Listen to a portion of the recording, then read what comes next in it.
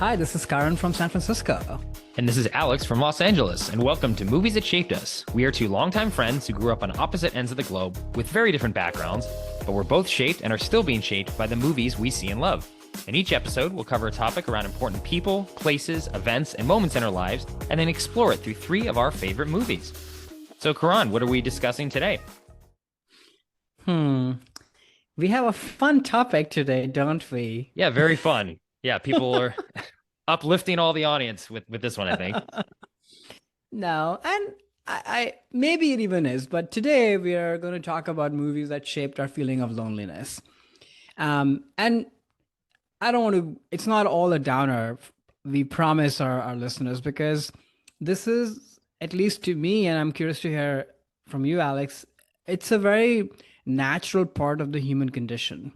You know, it doesn't have to be a sad thing. It doesn't even have to be, consequential to any circumstance in your life. It Hmm. could be, Right. but even without those things, loneliness is something, at least in my experience, sort of floats in and floats out, always has in my life, in the good times and the bad times. So to me, it's always been very much part and parcel of my life. So yeah, I'm excited to kind of talk through that a little bit. And Yeah. I guess this will be a little bit of armchair therapy, or should I say microphone therapy? Yeah, exactly. Right. Yeah. Let's both lie down on the couch and go in this one. Yeah.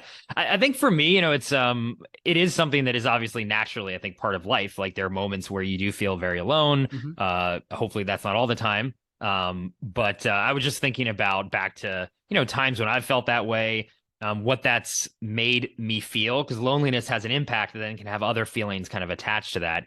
And then, also thinking about how to get over that or combat it or get through it, I guess I should say. To combat it is a little too aggressive, but how I got through it and how the different movies, I think a lot of the protagonists, some of them are more successful than others of kind of punching through and processing their sense of loneliness. Because again, it can take you in some really bad places, but other times it's again just a natural part of life, and you learn from it, and you move on, and then you just know it's going to come again at some point. Yeah, I totally agree.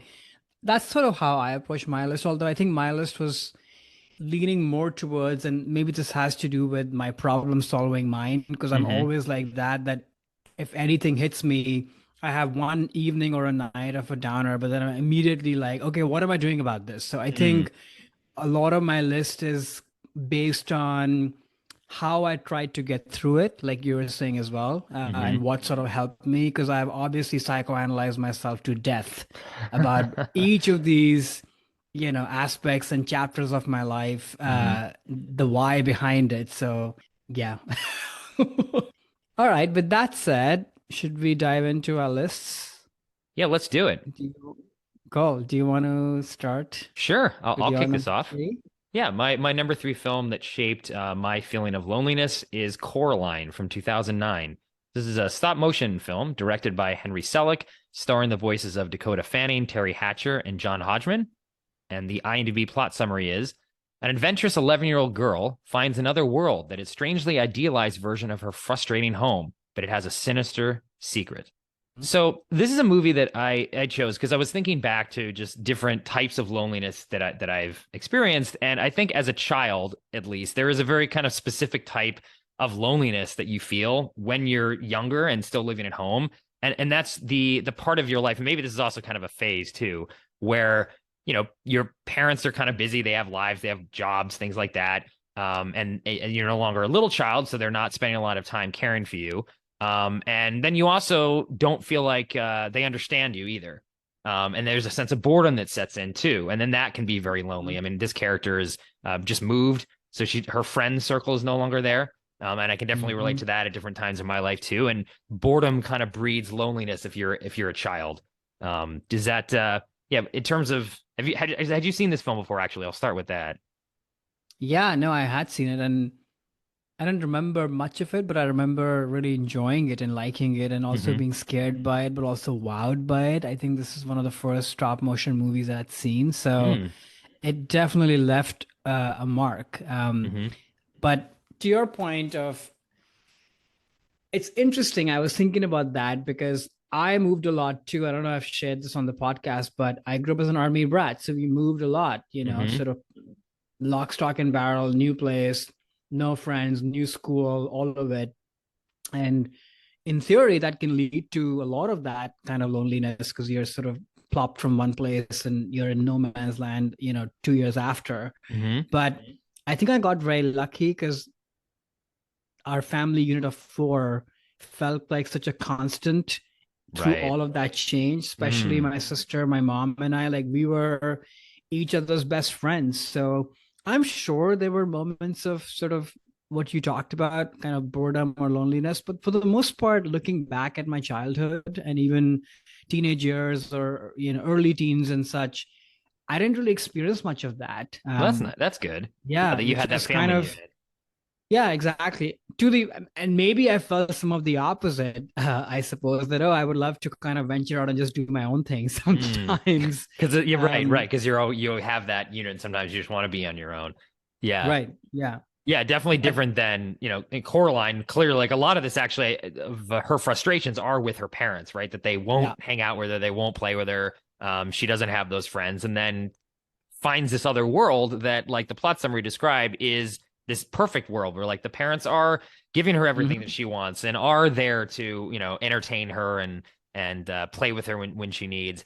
And that is obviously everything she wants, and it's kind of instantly given to her. And she's like, "Oh, great! Like, why would I then go back to my real parents and my real life? Because this is sort of a perfect life." And then, as the Hmm. plot summary says too, like it does turn into sort of a nightmare world. And I kind of view that again as I was thinking about each of my films. It's like, how do you process loneliness? And, she kind of gets deceived in a way by this Hmm. button world of these, evil versions of all the people that she knows and loves, that it's an easy fix, that your loneliness solved just by other people doing things for you.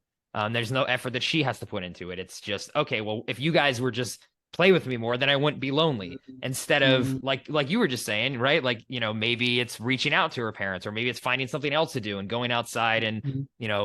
meeting someone new in the town, which there are some Hmm. interactions she makes with some of the neighbors and things. But I think the lesson in this movie, at least through the lens of loneliness to me, was that you have to own your own Hmm. solve here. And that it's not an easy solution, and you can't expect others to help you through this. It's something that you Hmm. have to kind of look inside and figure out, okay, what is it really that'll help get through this time of feeling lonely? Because even in this film, I don't think it's ever meant to be permanent um, Hmm. for her. But so I think that's sort of how I read the lesson of this. That not only is it very unique in terms of how, as a kid, boredom equals loneliness, but even in that scenario too, entertain yourself. I mean, I know this Right. movie was set in, I don't know if there's a time period or some alternate world. There was no internet. It's not like she can, get on Twitter or Instagram and spend the time, which nowadays, for better or for worse, we can do that. So boredom's not maybe as much an issue for us. But yeah, the fix is not easy. Yeah. And to your point, like, you have to own a part of it, Hmm. uh, especially if you're able, because this is loneliness can be such a layered, complicated subject because it ventures in the territory of mental health and Sure, such exactly. pretty Right, right. easily. Hmm. So there might be situations where somebody just isn't able to Hmm. do that, and that sort of becomes a totally different thing. But yeah, if Exactly. you are able, some of the onus is on you too. But that said, it's also hard as a child, Of when you're moving course. up and down and such. Yeah, So, yeah. um, but yeah, this movie is so brilliantly crafted too. And maybe this is stating the obvious, but like coming up with the idea of the button world, and Hmm. like to me, I always read that as eyes are such a kind of core expression device for Hmm. human connection or even living connection of any kind, Right, that you right. take that away, it's sort of, yeah, all the nice things are being said, and mom is making pot roasts and pies and dad is there, playing with you and what have you. But if those eyes and that expression and that real true warmth, Hmm. which has is layered, right? Sometimes it's connection is warm, sometimes it's, you're being ignored as a child, sometimes you're being scolded, like it's all of the above. Like, that's sort of the Exactly. other message, is that you can't just latch on to the things that you think you want from your parents or your relationships, because that's not a complete picture of a relationship. Exactly. So in many ways, like taking away the eyes and replacing them with buttons, sort of kind of exemplifies that, or it manifests in that way, which I thought is very clever. Oh, definitely. Yeah, I think a lot of they take advantage of the fact that this is stop motion, so you can do a lot Yeah. more interesting things than definitely you could live action, but even sort of more traditional hand drawn or CG animation. And I do love that the even her as a character in the real world, the real world's very kind of drab, but she really stands Mhm. out with her, Mhm. yellow jacket and her blue purple hair. And it Yeah. really just shows how she doesn't fit in. She doesn't Yeah. blend in with everything else that's going on. And it was just sort of the opposite of, a lot of loneliness you might want to put a very colorful world with one character who's all, in black and white and kind of moping around. And it's interesting that they kind of flipped it. Where the world is the thing that's boring because it's not entertaining her, and she has, she's trying to make connections, but in the button world, everything is really colorful. Mhm. And yeah, the craft involved in this is just next level, and it's definitely Amazing. one of the best stop motion animated films. I saw this in the theater and it was in 3D, and I can't recall actually if I saw it in Hmm. 3D when I saw it. But even watching it now again for the podcast on in 2D, you can really just see like the sense of depth, especially as she goes into that button world through that tunnel. That is even just like Yeah. very cool, though it's still in 2D. Pretty amazing, actually. I know in some older podcasts, I might have made a comment of like stop motion, may not be my thing. I think when we did the Oh, Nightmare on Christmas. Nightmare, Yeah, Night Before Christmas. exactly. I take back my words Oh, after okay. watching this movie. And as I was watching, we were like, oh, actually, I do like this a lot. This is really, really well done. Yeah, same director. That's Yeah. yeah, Henry same Selick. Yeah, director. exactly. Yeah. Pretty amazing. Yeah. Okay, so let's move on from Coraline then. What is your number three film that exemplifies your feelings of loneliness? All right. So my number three is a movie that came out not too long ago, Empire of Light. It's a 2022 film directed by Sam Mendes, starring Olivia Colman, Michael Ward, Colin Firth, Toby Jones. A quick logline: a drama about the power of human connection during turbulent times, set in an English coastal town in early 1980s. Terrible description. This um, Well, surface level, that is what the film is. Yeah. Sure, exactly. But Yeah.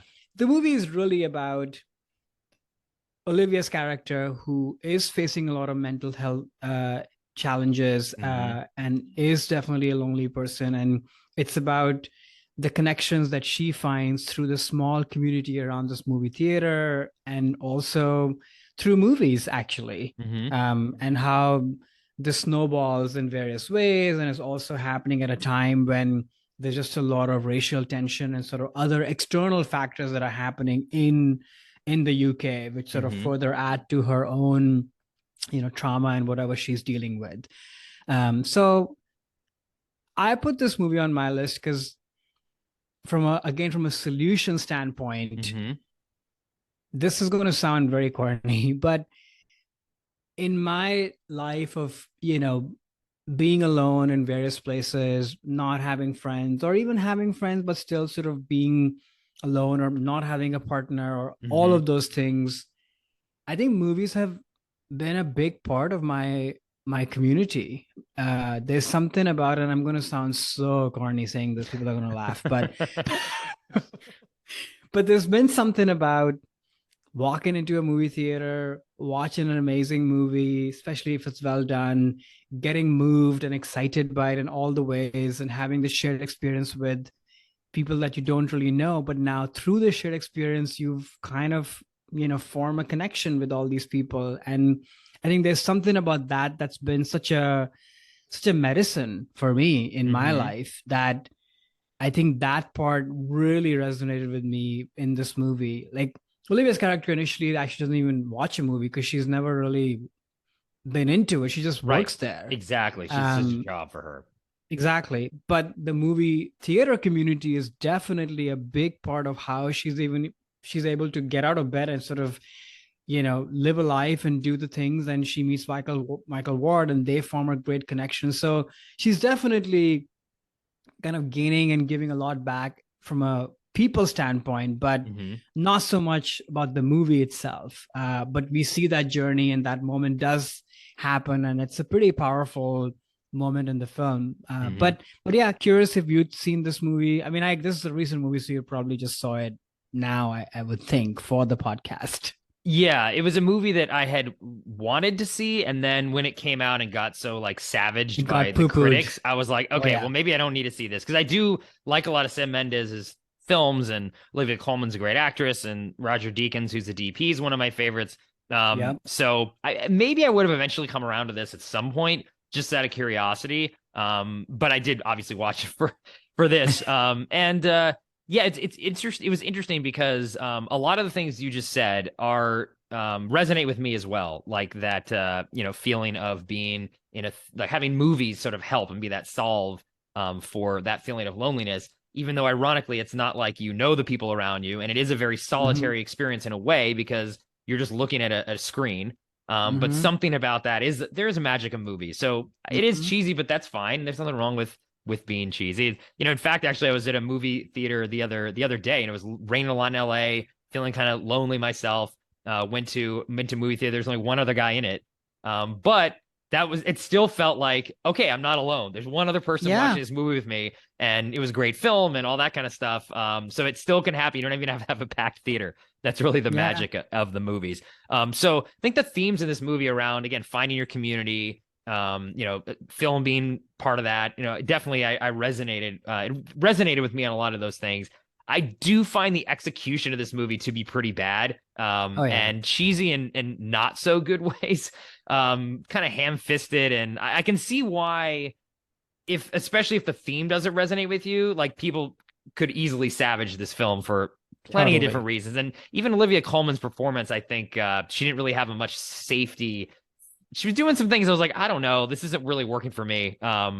But I think maybe like you, I mean, I don't know if you found as many flaws in the film as I did, but because the theme does really, I definitely believe that movies are, helpful with loneliness, and a lot of my community is around film community, just like her. I sort of could look past all that things, and I wouldn't say it's as bad as people made it out to be. Was sort of Mm-hmm. my point of view on this. Yeah, yeah. I think I came out a little bit more positive on this. I actually really thought her performance was amazing. Hmm. And the combination of her performance, amazing score by Yeah, the score is great. Trent Reznor and Atticus Ross, and then of Hmm. course Roger Deakins cinematography, like that combination. And there's something otherworldly about her performance in my mind as well. Like technical preparation aside, but just Hmm. the hauntedness and how she's going about her life and all of that really landed well on me. I think the stuff that didn't land well with me, which has sort of been a common complaint with this film, is that it has just too many themes going on. Right, right, That right. And that's why what you were saying, it feels a little bit ham-fisted in that sense, because there isn't much time to really deal properly with the external factors, the racial Yeah, tension, yeah.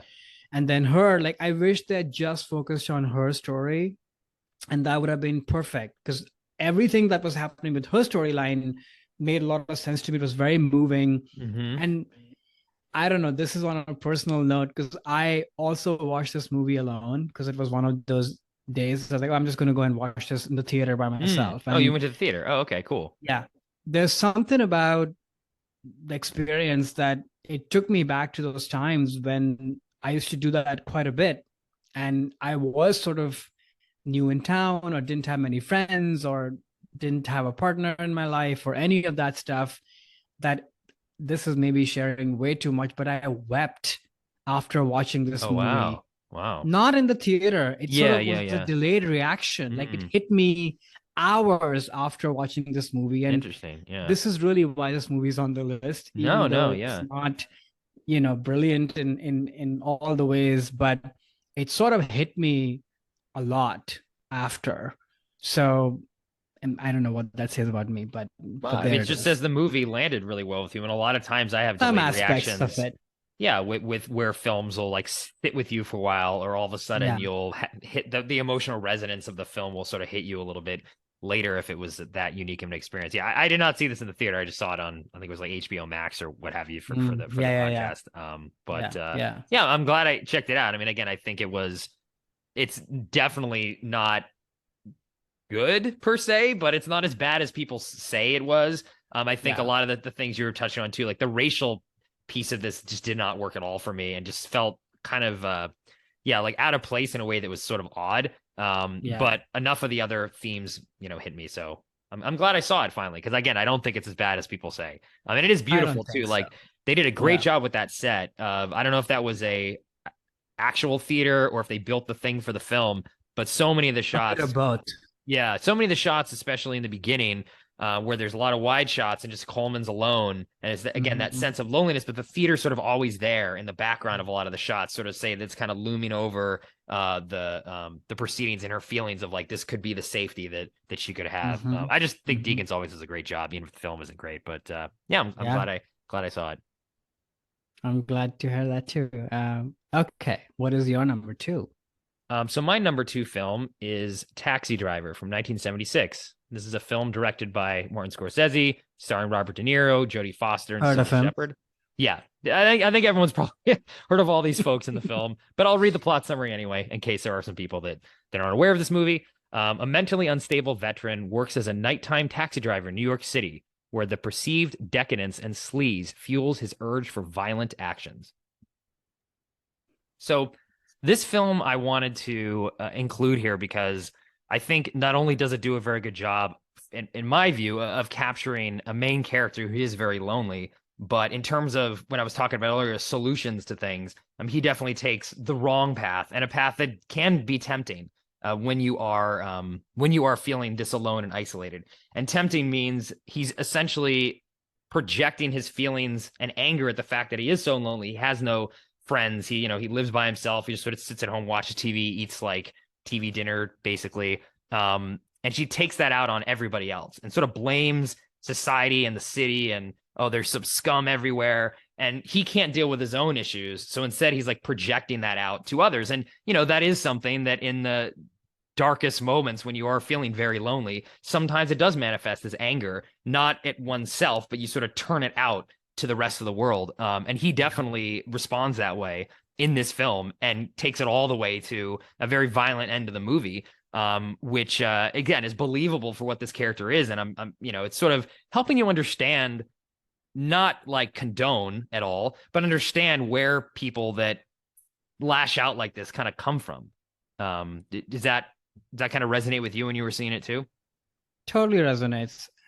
And that's sort of the brilliance of this movie and Robert De Niro's towering performance is Yeah, that it drives empathy, for even the most troubled right. characters, you sort of understand, or you try to understand, and you empathize with that condition. So yeah, that Mm-hmm. resonates a lot. Right. I mean, the grounding the main character. I mean, a lot of this is Paul Schrader's script as Yeah. well, and yes, De Niro and Scorsese too. But that he's able to have a main character that is so revolting and does such terrible Hmm. things, but is also very damaged, and you understand his whole journey down to down to the very end. And the parts of that film too, where he's trying to do the things that I think do help with loneliness, which is find somebody else that you can share a connection with, and I don't say like latch onto them, but you kind of use them to a connection with somebody else to kind of move yourself out of loneliness. And that Sybil Shepherd, but unfortunately, he has, I think, just too many issues where he can't even relate to her, and he's not really into her as for her own sake or trying to get to know her as a No. person. It's more just like, well, you kind of look attractive, so I'm going to assume that you're not one of the scum, and I'm going to take you Right. around. But then the second that she's like, wait a second, like you're taking me to like a porno theater, like this is kind of weird, which is Yeah. totally the right reaction and totally Yeah. normal. He then turns on her too and is like, oh, Yeah. well, then if she's, then no one can save me. And then he really goes down the path of deciding to lash out in a violent way, first against politicians and then against other criminals. Yeah. And I think the other big thing is,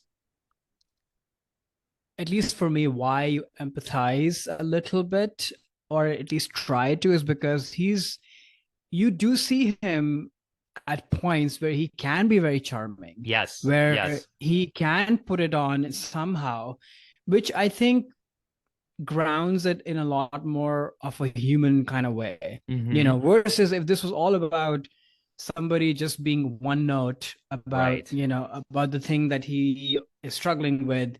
I don't think you'll have that kind of empathy, or you wouldn't get like a total picture. So there's something about the juxtaposition of, you know, all sides of him that you see in this film, which it's a full person, you know, which goes a Exactly. long way. Right, right. And even in the end, when he decides to, save that teenage prostitute, Jodie Foster's character, and Hmm. goes after her pimp and try to basically Hmm. free her. I mean, that is a heroic act. I mean, it's not something that individuals are supposed to do. Like that's why we have law enforcement. So Right. it's not like you are again condoning it, but at the same time, he's kind of lashing out at the right people at the end. And actually, the end of this movie too. I hadn't seen this in a while, maybe like 10 years since rewatching it for the podcast. What did you make of the ending? Like he comes back and he seems is he now no longer lonely? I was trying to figure this out, like what the ending is supposed to mean. When he basically gets back in his cab and he seems fine and he's just kind of drive around, see Sybil Shepherd again, and then the movie,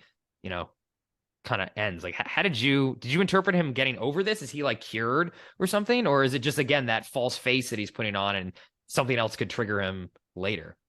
Oh yeah, this halo only stays till one evening, maybe the weekend. Mm-hmm. That's it. It's this is like a serious mental health condition in my mind. Like I Mm-hmm. don't think he gets cured just like that at all. I think he'll find like a new cause, and in some ways he's taken away that, oh, I was appreciated, and I'm a hero now Right. uh in what I've done.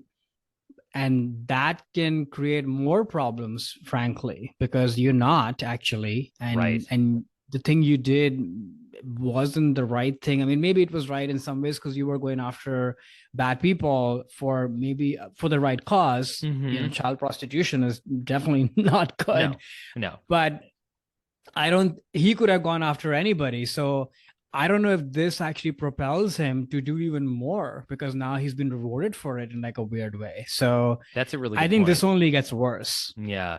Yeah, and then with the ending too, that he is sort of how he's created a hero. Like he's basically called a hero in the press and on the news. Yeah. It's interesting because he had his worldview before was very black and white. There's scum Yeah. everywhere and I'm the hero. And then the press is the same way. Like they have to be like, oh, this guy's a hero. Like they're trying to create a scenario that is not black, that is black and white as well, which sort of, I guess, turns it back on you as like the audience or just media in general too. Of like, well, you guys are kind of doing the same thing he's doing, which is boiling things Yeah. down to a very black and white situation, and really nothing is. Which is kind of an interesting thing to say at the end of the movie too. But no, I think this film is definitely a masterpiece. I mean, even from like a production design standpoint, the music, the way that the city, like you can smell like New York City through this movie. It Hmm. smells gross. The Hmm. 70s version of New York, Hmm. with like the smoke everywhere and the desaturated camera stuff at the end. I mean, it really is an experience. I hadn't watched it in a while, but I knew immediately it had to be on this list because it still sits with me all the time because it's such a powerful movie. Totally. I mean, this is like a masterpiece, and it should be, probably is in like the top 10 pantheon of Yeah, movies yeah. ever made. But the thing of what you're saying is that all the crafts and the cast and everybody is performing at the top of their game, but for whatever reason, it doesn't feel pretentious. It doesn't Right. feel like Mm-hmm. all of this stuff is, in service of nothing. Like everything feels very purposeful. It's in service of the story and the mood that they're trying to create, but Mm-hmm. it's also somehow very effortless, which is such a hard balance to strike, because you Yeah. can see through those choices. Like, not to kind of compare it to Empire of Light, which is flawed in many ways, but Mm-hmm. there, a lot of these choices, they don't necessarily serve the story, because often the story itself is also not, it's not hanging together. I mean, it's Mm-hmm. unfair for me to compare Right. Taxi Driver to any other movie. Yeah. Especially Empire of But Light, but especially Never Alive, yeah. or yeah, but I think that's what is so amazing about this movie, is that it just feels very effortless, but then leaves you like, I think I told you after I watched this movie on text or something, I couldn't sleep that night because Yeah. it sort of haunts you and stays with you. And performances across the board, oh my gosh, every single person, even the taxi, I forget his name, but the taxi operator guy in the beginning, Oh, yeah. every single person is like incredible. And Scorsese was so young, right? This is like, how I old is he know. when he made this movie? He's I think in his early 30s. He's in the movie too. He plays like Yeah, a yeah, one of the passengers in the cab. But it is yeah. incredible just to and De Niro too was at the beginning of his career as well. Just all these and obviously Jodie Foster too, who just puts on an incredible performance Incredible at the age of performance. 13 or however old she is. It's just what she can like that world weariness that she brings to that character is incredible. But yeah, it's like everyone really is firing on the top of on all cylinders, top of their game. But it all comes together in something that you're right. It's not it feels earned, I guess, which is like some of Mhm. the other things. Not to go back to Empire of Light, but you know that part of the especially the racial stuff in that didn't feel earned to me. It felt kind Didn't of like feel tacked earned. on, and this Yeah. every single frame does. You know, it's a work that is like no other. I think. Yeah, totally. I mean, on the performance side, like it's so lived in, you know, Mm-hmm. what Robert De Niro is doing by like the way he looks at Harvey Keitel when he's having that conversation, when he visits. There's just so much on his face and his eyes. Like you're seeing his own mental condition the way we've seen it so far, but you're Mm-hmm. seeing it getting triggered in all sorts of ways. And you see him kind of what we talked about, Meryl, on Sophie's Choice. You can see the actor as the character thinking through and Yes. processing what is being thrown at them, which is when I see that done in a way that these people can do it, it just, I'm just completely speechless. How can you do that? It's just amazing. And then with Jodie and him, you see this odd connection because they are, I mean, there's some literal things, the way she's putting sugar on the jam on the Oh toast. yeah, yeah, yeah. But then there's like an actual kinship of sort, whether it's real or not, or how much of it is projected. But you really see that these people are, she's also damaged in her own way Mm-hmm. for whatever has happened in her life. Right, right. So yeah, amazing. It is. It totally is. Okay, well, moving along from the streets of New York, let's go to your number two. What's your number two film? So from the dark and real and masterpiece ness, if that's a word, I'm going back to my cheese land. Okay, Uh, what do we got? this movie is called Last Chance Harvey from 2008, directed by Joel Hopkins, starring Dustin Hoffman, Emma Thompson, and a whole bunch of other folks. Quick logline: in London for his daughter's wedding, a rumpled man finds his romantic spirits lifted by a new woman in his life. Rumpled. I I, like this word. I've me too. not heard this word. I haven't either. I was just saying, and that's a very accurate description of his character in this film too. Totally. He's very Yeah, rumpled. Yes, very rumpled. That's very yes, good. yeah. Okay. So I put this movie on my list because I was thinking a lot about in my life, one of the things in my solution oriented way that I've highlighted for myself, which is what resonated with this movie for me, was you can often fall into a lot of loneliness when you don't really get out and make room for other people and other experiences to enter in your life. Yes. And we really see that in Emma Thompson's character's case, where, you know, it's the mother, it's the job, it's the friend, it's something else. And you're just not prioritizing yourself and what's important for you, and you're just letting all that go away, and there's always an excuse, you know, and they're all real things and they're coming from a good place of kind Right. of taking care of people around you, but you sort of shut yourself out to other possibilities completely, and you become sort of passive in your own life. And I think that's something I don't know if I've done that to that degree, but there's an aspect of that resonates with me, that Mm-hmm. I might have touched on and then caught myself that, oh, what am I doing? Like I have to kind of take things in my own hands a little bit more here and get out and, you know, have more experiences and what have you. So that's really why this movie's on the list. Uh, Other than that, actually, I'll pause there. Had you seen this movie before? No, I for some Not even reason heard of it. I remember seeing the trailer back in Okay. 2006 for some other movie and being like, That looks cheesy. I don't know Oh why yeah, that I remember that thought. So I had yeah. not seen it until Very this bad film. trailer as well. I don't even remember. Just remember like, oh gosh, like that. That movie looks cheesy in a movie for old people, which it is. It's both Which those it things. is. But I actually I was going into this being like, okay, I think I know what this is. Just going to become some kind of paint by numbers, movie that old people like watch and then fall asleep on the couch to or something. But I was charmed by it. I think it really goes down to the two leads. Did Oh just such a yeah, great job. Dustin Hoffman can play Rumpled very well, and yeah. Emma Thompson can play someone who it's like her loneliness and those excuses seem to be coming from a place of like caring too much about other people, so she's not prioritizing herself. And you do want them to end up together, and you understand why each of them sparks something in the other person, though. Hmm. She really I mean, he's very rumpled. I'll keep using that word, but like, Oh he's yeah. not a very friendly or nice guy, especially in the No. scene where they're kind of meeting for the first time, or not the first time, but when they're sitting down at the airport and she's reading the book, Right. and he's literally like annoying her. And I was almost being like, Totally. buddy, like you're not getting anywhere with this. Like, what are you doing? Stop being so rumpled. But she is able to kind of get beyond that, and let him in, and they both yeah, find each other in this. Yeah.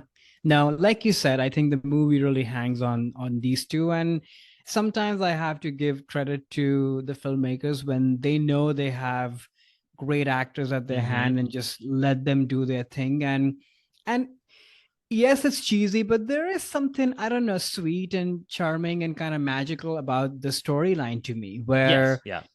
you might be stuck in whatever world you're in, your job is not going well, you're not having fun, or you haven't met the right people, you haven't prioritized, what have you. And then suddenly some sort of a ray of light emerges in the most unplanned, unforeseen way. I mean, you're sitting at the airport lounge, Mm-hmm. and but I think that's the joy of it, because you often find these rays of light when you're expecting them the least, Right, right. you know? Yeah. And that's in my mind, in my experience, that's the only time when you can actually capture them. Because if you're too premeditated in waiting or planning or manifesting these things that are supposed to come and make your life better, they don't really go that way often, at least in my experience. So there's something about, and I think that's why she goes with it, because it's just so odd Yeah, it and is. it's so Yeah. unforeseen, and so whatever he's doing is so weird and even repulsive in some ways, that Mm-hmm. she's like, okay, sure. And then I love how the day goes on after that, and they sort of get to know each other, and they're also meeting each other at a time where things are a little bit rock bottom. I think that's the Yeah. other Yeah. key thing, Mm-hmm. that when do you meet, when you'll probably open the door when the time is right. And I think whether they know it or not, but the time is right, because Yeah. things are not looking very good. Right, right. And it's easy in those situations to again give up, or just sort of admit defeat on that feeling of Yeah. loneliness. And even if there's someone bothering you at the airport in a way where, again, he deserved to get like completely ignored. And actually, he's not really nice to many. You can kind of see how in the beginning of the film they set up he hasn't seen his daughter in a long time. He's going to a wedding, and yet she chose another guy to give her away and doesn't even want Yeah. him. And it sort of sucks for him, but I'm almost like, yeah, no, you kind of deserve it. You're not really a good Oh father yeah. and a good, like, haven't been there for these people. So he kind of, I don't want to say deserves to be lonely, but you kind of see, oh yeah, now I get why you're this way. And Yeah. then you're not giving other people a chance. And the fact that Emma Thompson decided to give him a chance, and then she was rewarded for it because they did have a connection and they both made Hmm. each other's lives better, is a lesson, I think, in that of, yeah, you never really know what's going to happen. Just kind of go with it. And, maybe someone who seems very rumpled can get smoothed out, ironed out, or whatever the.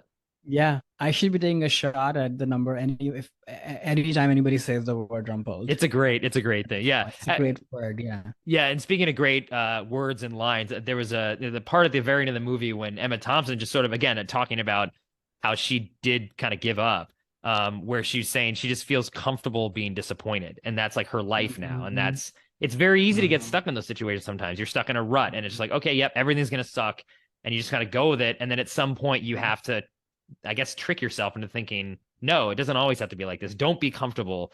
being, Hmm. lonely and disappointed, and Hmm. take a little bit of a chance. You never know where that might go. Totally. Fight it. And you're right. I think both of them are representing like different flavors of loneliness and how they got there. In his Yes. case, it seems like a lot of that has been brought on it on himself by himself, and Mm-hmm. in spite of himself, honestly. Right, right, Versus in her case, she's just sort of fallen into it, and then it sort of becomes this vicious cycle, and there's no way for her to get out of it. So it's sort of interesting that you're seeing two slightly different portrayals of loneliness, and maybe that's what clicks. You can sort of see that in the other person at a very kind of cellular level, perhaps. right, So right. Yeah, they found each other at the right time, and yeah, they gave each other what the other person needed to not only feel seen and heard and not lonely, but yeah, like needed to snap out of the cycle that both of them were in, which I think both of them were self-imposed for different reasons.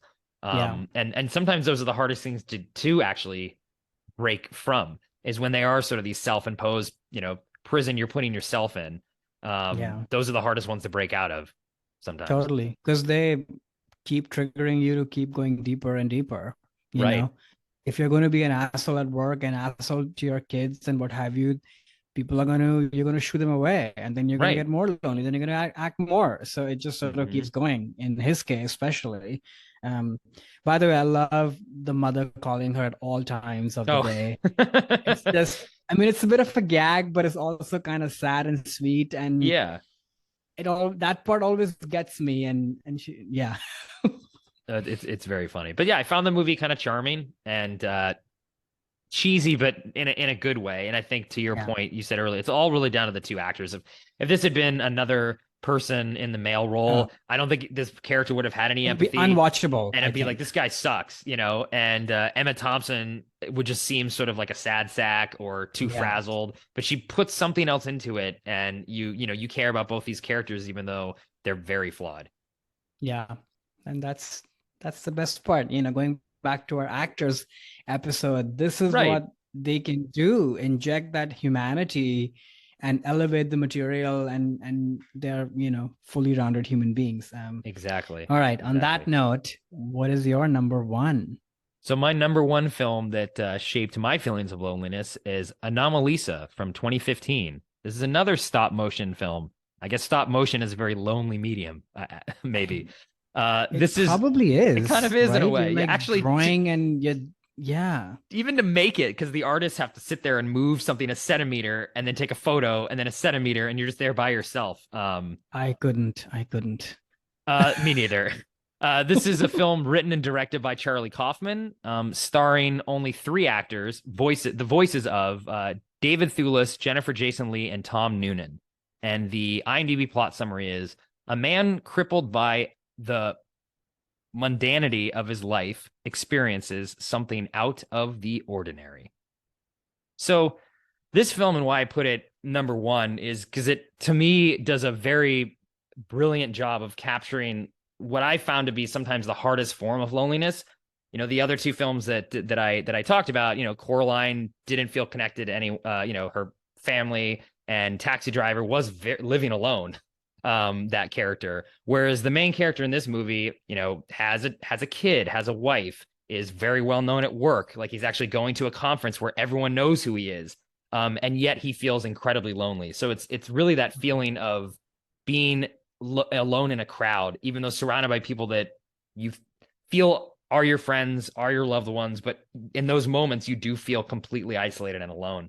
And the thing that this film does brilliantly in terms of showing this, because this wasn't necessarily the plot description, is everyone in the movie has the same face and the same voice, whether they're Hmm. men, women.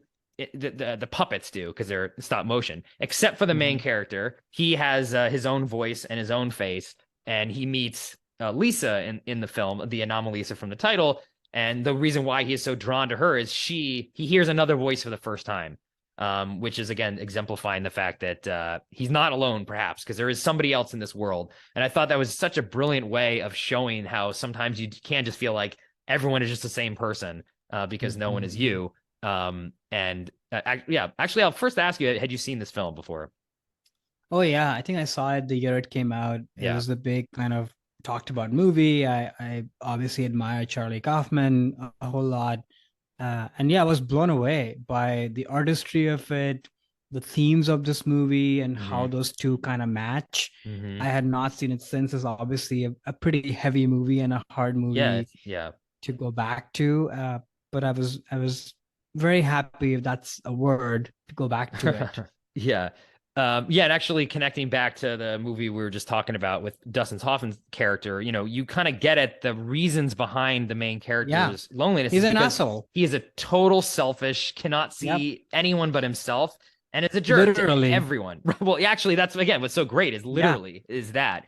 So it's is the world of his own making, and because he can't understand anyone but himself, that is a very isolating thing, and really the path to connections with other people is to not only just think about yourself, and you have to think about someone else. And in this movie, it's odd too, because when Lisa first shows up, she's different to him, but it's not even like he learns anything and tries to actually get to know her as a no, person. He's just using her as a, you're something different to me, like keep right. talking, or there's some connection that we have. But instead of trying to understand it, like in the film we just talked about, Last Chance Harvey, where those two people are trying to understand each other to help get out of their loneliness, even though he meets that person at the right person, right time, but he totally squanders it because he's so Totally. selfish and cannot see beyond himself. So eventually, at the end of the movie, she morphs back into same voice, same face, and you feel Hmm. bad for him. But at the Hmm. same time, it's like, dude, this is your shot, and you blew it because you still just can't get over your own selfishness. Yeah. Yeah. No, it's very sad in that sense. But yeah, the artistry and this kind of very literal metaphor just makes this so much more tactile and deeper, Mm-hmm. that you're experiencing it through his eyes, but also in a bird's eye view kind of manner. So Right, right, right. yeah, Yeah, I mean the choice again of the medium here. I mean, you couldn't do this in live action. It'd be very no, bizarre to have everyone's face look the same with some CGI effect. And even traditional yeah, animation wouldn't look real enough. The thing that I love about this film too is it's a very unlike Coraline, which is very heightened in terms of the look of the character design and the world. This world is very realistic. hmm, It captures business travel solo in a hotel. Like I've done that many times. The room hmm, looks like that. There's the little towel there, and these are the 3-year old or 3-month old magazines. They're all kind of the yeah, same thing, and that is an isolating experience doing those business trips. hmm, And you feel that because the world is so real. I mean, I just the amount of detail they put into this is just incredible. In terms of the set and production designs. But if this was animated, like cell animated or CGI animated, it wouldn't land on you as much, I think, as what this movie does. So the stop motion really does play a big role in it for sure. totally. Well, another stop motion movie I really, really like. So I guess I'm changing my tune on It sounds this. like it. Yeah, you're slowly, much like him, I guess. These are your anomalisas that you're seeing. Oh, they're not all the same, and there are some artistry in these stop motion films. But yeah, No, I this like never doubted that for sure. The okay, artistry was always there. It was more like, do I love these movies? And yeah, these two I do for sure. yeah, yeah. I just always was, always hard watching this film because I just think it does capture this the most for me at least the hardest feelings of loneliness are the ones where you're surrounded by people but you still feel this way. I think the movie does Yeah. a really good job of capturing it. Yeah. And like you said, it sort of shows you the whys behind it. Right. What is in your control and what isn't in your control? What can you do about it? How do other people see you? Uh, there's just so many layers to that. And, you see all of it essentially. Mm-hmm. Definitely. And then there's some like interesting Easter egg sort of things too in the movie. Is that is Anomalisa or Lisa, I guess, is she even real? Right, right. Mm-hmm. And the whole thing with the doll and all of Mm-hmm. that. So there's some like classic Charlie Kaufman kind of, Russian doll things that you have to scratch your head on a little bit. What did you make of all of that? Yeah, it's funny. Like I'd heard about those theories after I saw it the first time, and I did not go. Yeah, I have this movie is not a movie. I think maybe yeah, this might be the second time I've seen it actually, but it had that same. much of an impact on me. So this time in watching it, I was looking for that theory or potential like the fact that it could all be in his mind, and I definitely saw it. I don't know what it is in a way, it actually makes the movie sadder. Because then it's like he's inventing his solution instead of finding a real person, even though he squanders that chance.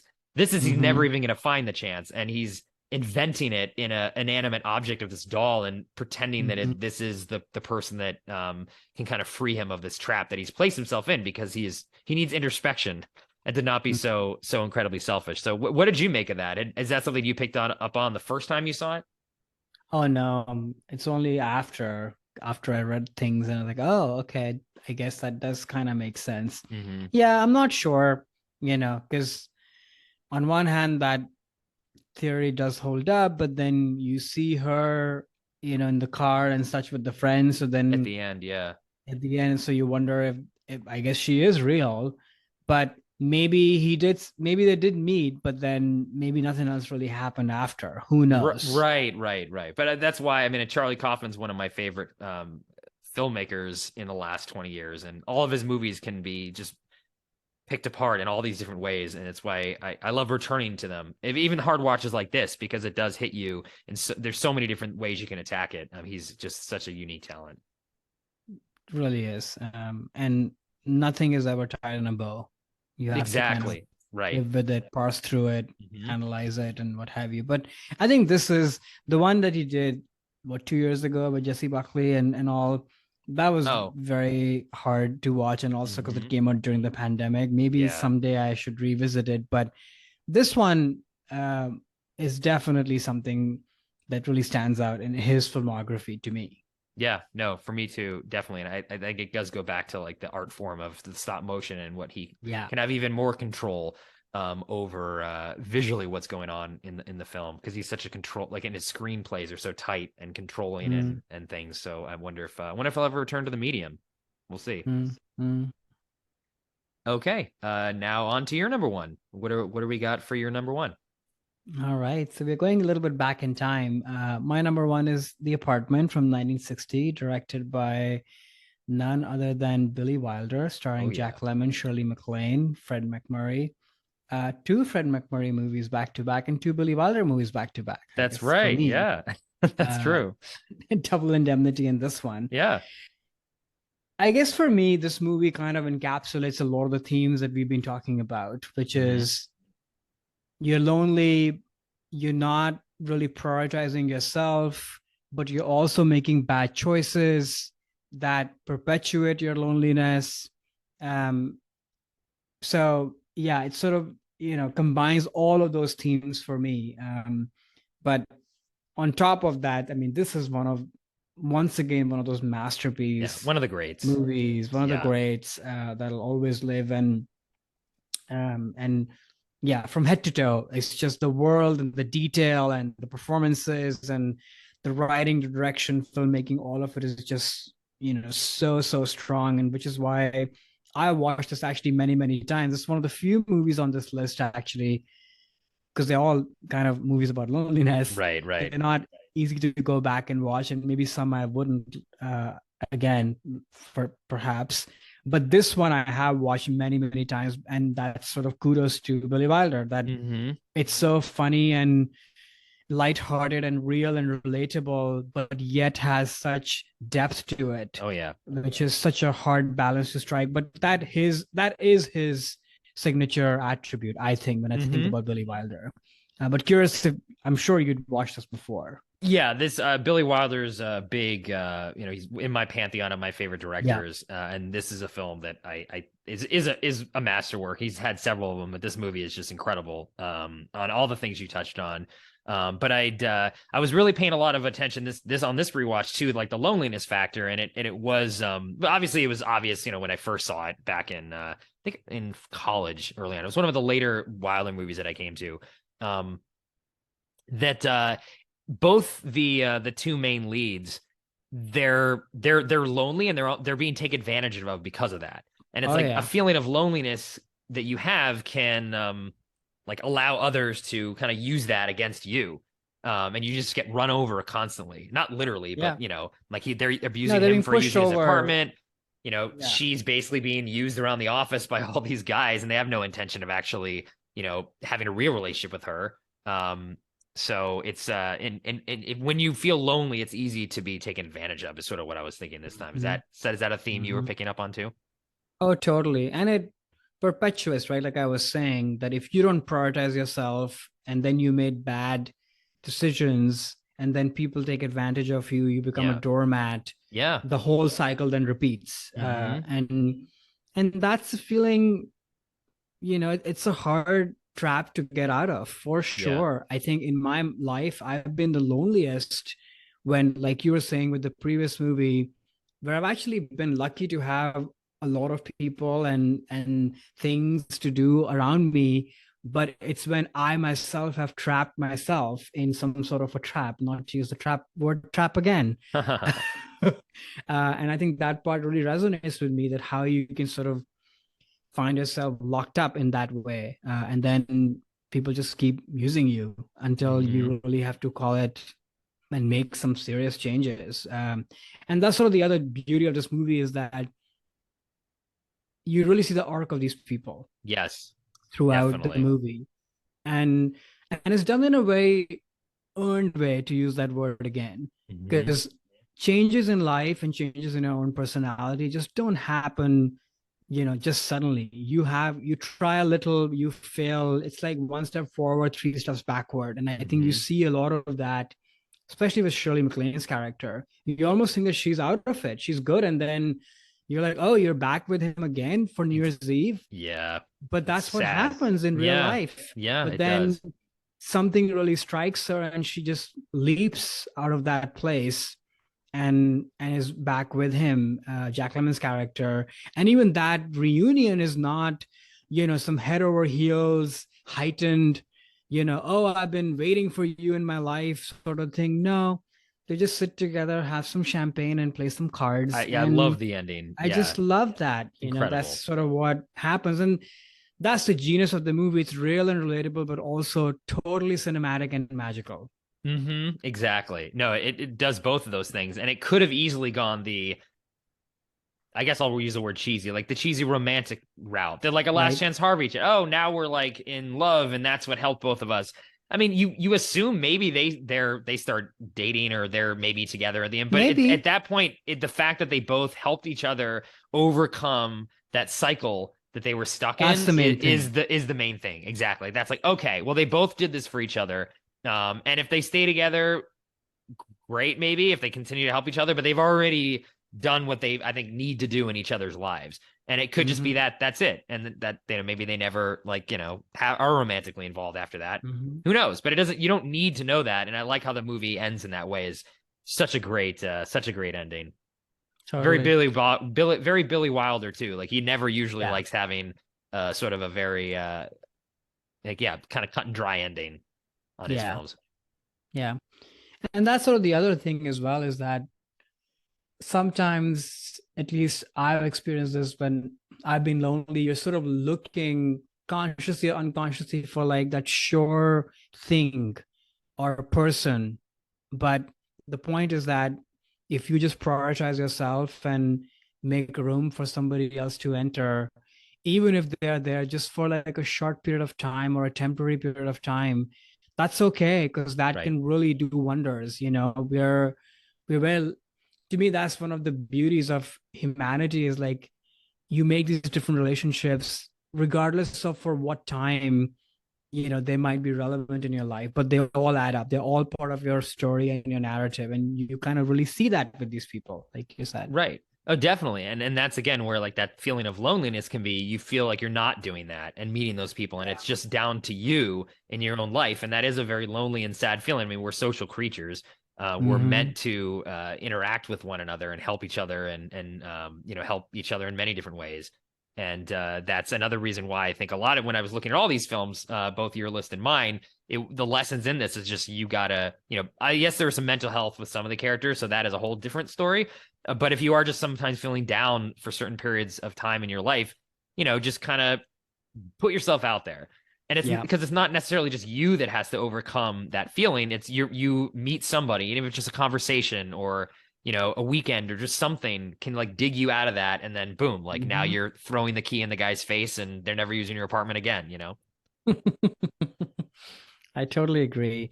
Can I just say also on a tangent, like that office party is insane. Back in the day, they used to have budgets and they'd spend it on their employees. And we live in a time now where, they don't do that anymore. But I that looked mean, that fun. aside, though, like the revelry that's happening in this office party Oh, yeah, yeah. is People, just yeah, unbelievable to me, where people are making out in corridors and yeah. People corners. used to And party. I People used to guess, party and now they don't anymore. And maybe that's why, as a society, we're a lot lonelier.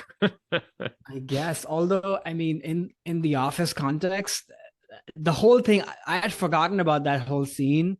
And when I started, oh my gosh, I remember this and remember, thinking about like what a weird world. I don't know how much of that is true. It probably is true, I I feel, yeah, suppose. it was pre HR departments, I I think. guess. Maybe that's the difference. So Yeah, yeah. Oh, it's hard to use the word joy, but this movie is joy to it's me funny. It's a in its funny movie. sad way. I don't Right. know. No, It's I think it's yeah. very funny. And that's Jack Lemmon is just so good in this. I mean, Oh, just an yeah. incredible performance where he is he's playing a sad sack, but Yeah. it's in a way where you feel bad for him, but it's not like, oh, this guy sucks. Like, I wouldn't want to be around him. He's a cool kind of guy. He Yeah. just is lonely, so he's being taken advantage of, but he does such a good job and keeps it funny. Um, Yeah. Great film. Yeah. And so is Shirley MacLaine. Like just the Yes. way Yes. her face is lit, and the way she kind of even shows up in those first scenes, she kind of looks like, and maybe we're seeing her from his point of view, and maybe that's why she's lit up the way she's lit up.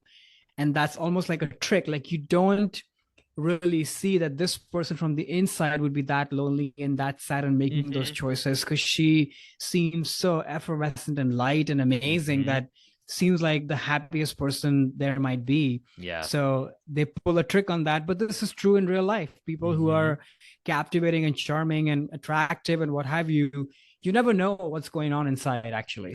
Yeah, that's a really good point. Totally. Yeah, you never know how lonely people are. So yeah, always kind of be open to help, be nice to other people and helping them because you never know how lonely they might be feeling. Yeah. All right. Well, that was our list. What a joy. Yeah, actually it was. It ended on a nice Yeah, note, right? Yeah. I think so. I Yeah. think so. Yeah. Were there movies that didn't make your list? Yeah, there were a couple. Another Charlie Kaufman film, Her. I also had Mm-hmm. Magnolia, Castaway, Edward Scissorhands, and Lost in Translation. What about Oh, you? really good movies. I had Her too, Paris, Texas, and The Holiday, which we've covered before. Oh, yes, yes, yes. Nice. Great. So yeah, glad we kind of ended on a good note. Hopefully for the listeners, it wasn't that, tough and depressing of a listen, and that, maybe our voices can give you some joy in your life so you're not feeling lonely. Just put our podcast on and hear us chat. Oh yeah, exactly. So what do we got coming up next episode, Karan? Yeah, we're going in a very different territory. So tax day is coming up, so we Mm-hmm. thought it'll be fun to talk about movies that shaped our thoughts and views on money. Yeah. Although Yeah. there can be loneliness and sadness with too much money, Good point. some say. I Yeah, we'll don't have to say see. so. We'll have to see what the movies say in 2 weeks. So yeah, folks, definitely come back then. If you haven't yet subscribed to our show, please do so on your podcast of choice so you don't miss the money episode that's coming up in 2 weeks. So we can just drop right into your feed. And yeah, until then, Karan, then talk to you later. Talk to you later. Ring a ding ding.